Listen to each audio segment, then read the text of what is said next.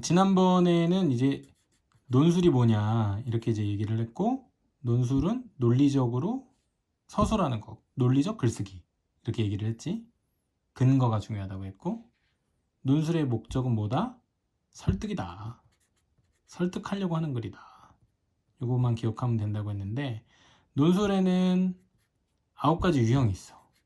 이 유형을 익히는 게 되게 중요한데, 이게 이제 뭐랑 연관이 돼 있냐면, 논술은 암기할 필요가 없는 공부거든. 내가 이게 논술을 제일 좋아하는 이유야. 다른 건 다 외워야 되잖아. 영어 단어도 외워야 되고, 수학도 공식은 외워야 되고, 뭐 유형도 공식이라고 할 수는 있는데, 이거는 의지적으로 외우지 않아도 이해하면 그 순간 그냥 끝나는 내용이라 사실 암기할 필요가 없는 과목이라고 생각해서, 하지만 머릿속에 체계가 잡히려면, 체계적으로 그것을 이해하려면 그 전체의 그림이 어떻게 그려지는지는 알고 있어야 되는데, 그래서 이제 내가 생각을 해보니까 논술은 총 9개 유형으로 보통 나눠지더라.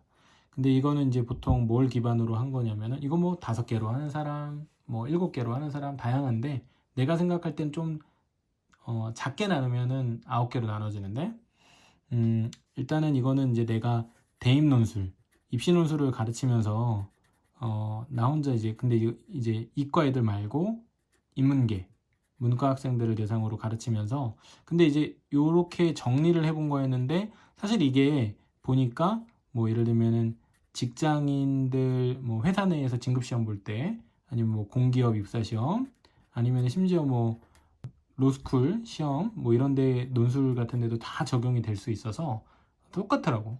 그래서 그거의 9가지 유형을 설명을 해볼게. 우선 9가지 유형의 가장 꽂히자 기본이 되는 뭐 일종의 DNA 같은 핵심 요소 얘기하면 그건 바로 요약인데, 요약은 사실 이 9가지 유형 중에 하나이긴 하지만, 요약이 안 되면 나머지를 다 할 수 없기 때문에 가장 핵심이 되는 유형이라고 봐야 돼.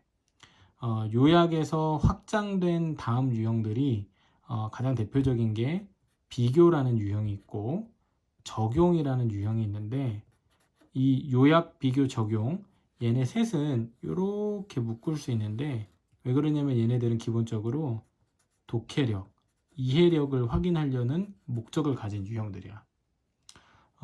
이 요약 같은 경우에는 제시문이 한 개 제시문을 잘 이해했는지를 확인하고자 할 때 요약을 시키지. 근데 비교는 최소한 2개 이상, 2개 이상의 제시문을 동시에 이해할 수 있는지. 특히 그러다 보니까 이제 예를 들면 어떤 점이 이제 같고 다른지, 공통점과 차이점, 공차, 음료수 이름, 공차. 이게 이제 되게 중요하거든. 그래서 공통점, 차이점인데 보통 차이점이 되게 중요하지. 요거를 이해하는지. 그 다음에 여기서 이제 적용이라고 하는 것은 똑같이 제시문 2개 이상이긴 한데, 여기서는 좀 패턴이 틀려서 A라는 제시문을 바탕으로 해서 B라는 제시문을 충분히 이해할 수 있는지를 확인하다 보니까, 이 B도 중요하긴 하지만 A가 훨씬 더 중요해. 요거를 적용의 기준 제시문, 적용의 대상 제시문인데, 이런 식으로 문제를 왜 내냐면은 결국 제시문을 잘 이해했는지, understanding, 이해력을 확인하려고 하는 유형들로 볼 수 있어. 이 요약, 비교, 적용, 그 다음에 나오는 게 우리가 또 비교만큼 유명한 게 바로 비판이고, 비판을 우리가 먼저 생각하는데, 비판하고 같이 생각해야 되는 게 평가라는 유형. 평가라는 유형인데, 이 평가라는 유형은 이제 비판과는 달리, 비판은 일단은 뭔가가 잘못되었거나 뭐 좀 문제점이 있다라고 가정하고 무엇이 잘못되었는지를 설명하는 데 집중을 하는 거라면, 이 평가 유형은 맞을 수도 있고 타당할 수도 있고 혹은 타당하지 않을 수도 있다. 이게 좀 열려 있어. 경우에 따라서는 이 모두가 중첩된 부분적인 타당성일 때도 있거든. 요거를 따져보라고 하는 거야. 근데 어쨌든 얘는 둘 다 공통적으로 뭔가 제시문의 내용이 다 나와 있는 건 아니고 내가 생각해야 돼. 그러니까 약간 비판적 사고력과 관련이 돼 있지만, 사고력을 측정하려고 하는 유형들. 그러니까 얘가 얼만큼 생각하는 힘이 좋은가. 그러니까 읽기는 기본이 되지.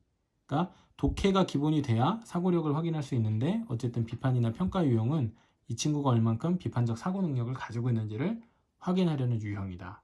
이렇게 볼 수 있거든. 그 다음에 그럼 일단 여기서 한번 일단 점검을 할 수 있는 게 여기까지의 5개를 사실은 핵심 유형이라고 볼 수 있어. 가장 이제 기본이 되는 베이직이지, 베이직 유형들. 요 베이직. 여기에 이제 약간 플러스 되는 유형이 있는데 플러스 되는 것들 중에서 이제 대표적인 게 추가를 해보면 가장 이제 다음 단계 어드밴스드로 가기 전에 약간 이제 좀 특이한 형식인 걸 하나를 봐야 되는데 그게 바로 자료 해석이지, 자료 해석. 자료 해석만 따로 문제를 내는 경우들도 있는데 자료 해석 유형 같은 경우에는 우리가 표나 보통 그래프 이걸 이제 자주 물어보는데 표나 그래프 표가 쉬울까 그래프가 쉬울까 이렇게 이제 질문을 하면 이제 애들이 헷갈려 하는데 그래프가 훨씬 쉽지. 왜 그러냐면은 이거는 표랑 그래프는 원래 본질이 똑같잖아. 표를 그래프로 모양만 바꿔준 거지. 한눈에 알아보기 쉽게. 근데 원형은 뭐냐면 표에 나와 있던 수치, 숫자인 경우가 대부분이거든. 그 숫자를 도형으로 바꾸었다. 뭐 이렇게 생각하면 되는데 어쨌든 표나 그래프를 주고 그 내용을 똑같이 이해할 수 있는가? 이거를 해석해낼 수 있는가? 그러니까 이거는 사실 아까 봤던 여기 있는 이 독해력 문제하고 상당히 유사할 수 있는데 근데 이제 이거는 이제 제시문을 대상으로 독해를 한다라고 보는 거고 요거는 이제 표나 그래프를 독해할 수 있는가 이렇게 이제 물어본다고 보면 되겠지.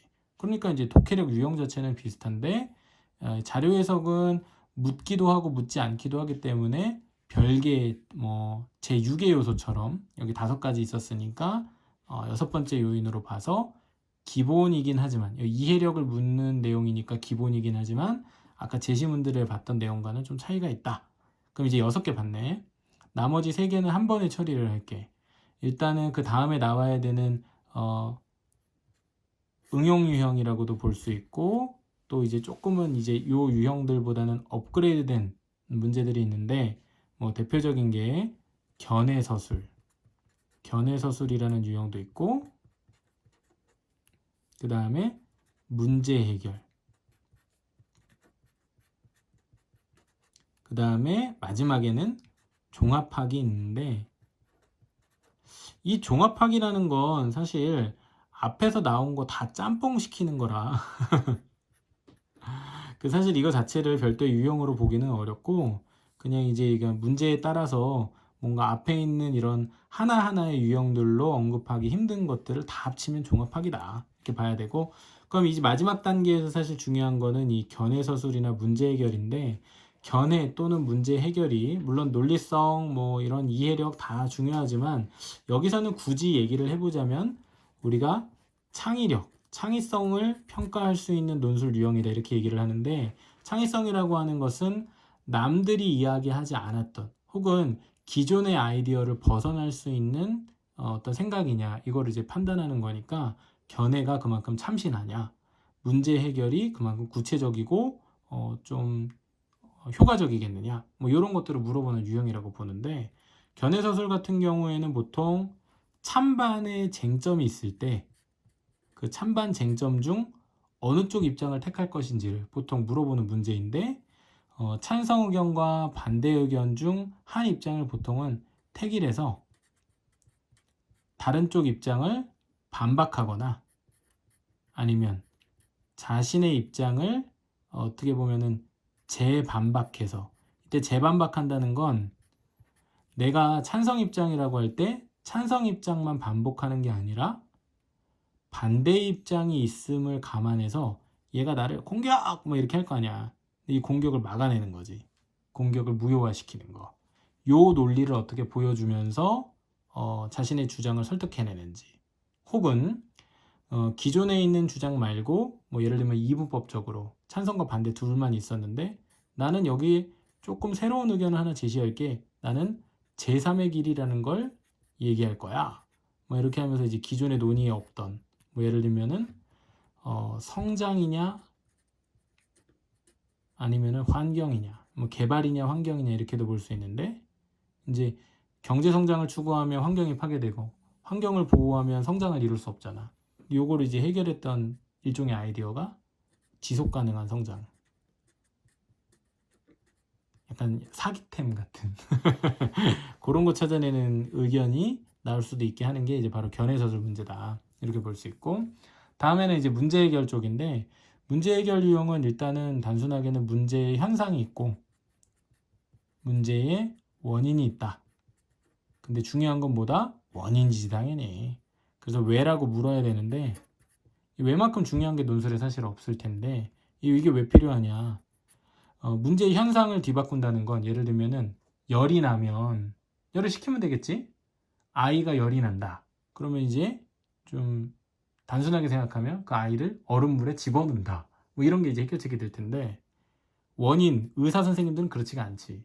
이 아이가 왜 열이 나지? 부터 생각해서 보이는 현상에 집중하는 게 아니라 그 현상을 만들어낸 근본 요인이 무엇인지를 찾아내기 때문에 조금 더 깊이 있는 해결이 가능하고, 이때 다만 중요한 거는 근본 요인을 찾아내는 건 좋지만 이건 너무 깊이가 있으니까 그걸 해결할 때는 더불어서 매우 구체적이고 실현이 가능한 해결책을 함께 제시해야 된다. 그러니까 구체화를 시켜야 된다는 거지. 그래서 이런 식으로 문제를 푸는 거. 자, 이렇게 정리를 해보면 요약, 비교, 적용, 비판, 평가, 이렇게 5가지. 여기에 자료 해석, 그리고 견해서술, 문제 해결, 종합하기. 자, 이렇게 보면은 논술의 9가지 유형이 마무리됐습니다. 자, 이 중에서 좀 이제 중요하게 좀 다뤄볼 만한 내용들은 뭐 요약 같은 경우 어떻게 하는지, 뭐 비교 적용 어떻게 하는지 이런 것도 중요한데, 또 재밌는 게 요 견해서술학이거든. 그러니까 여기도 찬성과 반대. 왜 이 부분을 좀 강조하냐면, 이게 사실은 대학에 가고 나서도 사람들 앞에서 자기 의견 얘기해야 될 때가 많은데 상대가 무슨 말 하는지 이해도 못하고 자기는 토론한답시고 막 반론하고 막 좀 쉽게 말하면 핀트에서 어긋난 딴소리 하고 있는데, 옆에서 토론 지켜보는 사람들은 다 아는데 정작 본인은 모르고, 이게 바로 이 부분이 잘 안 돼서 그런 건데, 예를 들면 뭐 로스쿨 논술도 그렇고 뭐 직장들에서 주로 해결하는 게 이 견해서술이란 문제 해결할 때가 상당히 많은데, 이 부분 어떻게 하는지도 다음번에 좀 따로 설명을 드리도록 하겠습니다. 오늘은 여기까지 끝낼게요.